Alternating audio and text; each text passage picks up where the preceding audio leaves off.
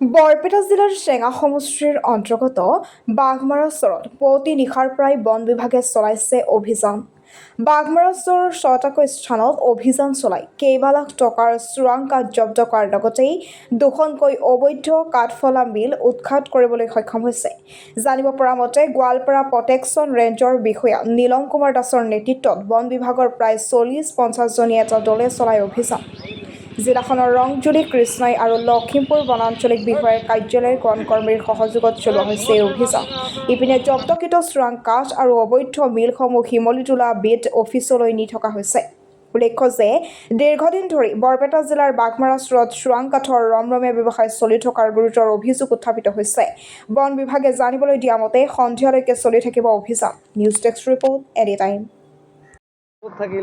আজি বৰপেটা জিলাৰ বাঘমাৰা চৰত আপোনালোকৰ বন বিভাগৰ এটা অভিযান চলিছে।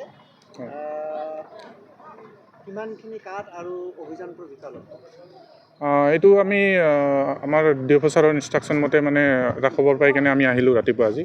তো ইয়াতে কাঠটো বহুত পৰিমাণে ধৰা হৈছে। তো এতিয়া অনুমানিক আপোনাৰ এতিয়া মোক ক'বলৈ অলপ টান হ'ব, তাৰমানে এতিয়া অপাৰেশ্যন চলি আছে, দেখি আছে চাগে আপোনালোকে। তো এতিয়া আমাৰ মোটামুটি 6 গাড়ীমান কাঠ ৰিকভাৰী কৰি লৈ যোৱা হৈছে এতিয়ালৈকে বাকী লৈ থকা হৈছে, চলি থকা হৈছে, কেইবাটা জেগাত আছে আৰু এনেকৈ অপাৰেশ্যন আগলৈকে চলি থাকিব। তো মিল চিজ কৰা হৈছে, মানে মিল আপোনাৰ সিহঁতে খুলি কেনে মানে এটা ঘৰ বা কিবাহত মানে সেনেকৈ ছাইড কৰি পাৰ্টছ হিচাপে থৈ দিয়া হৈছিলে।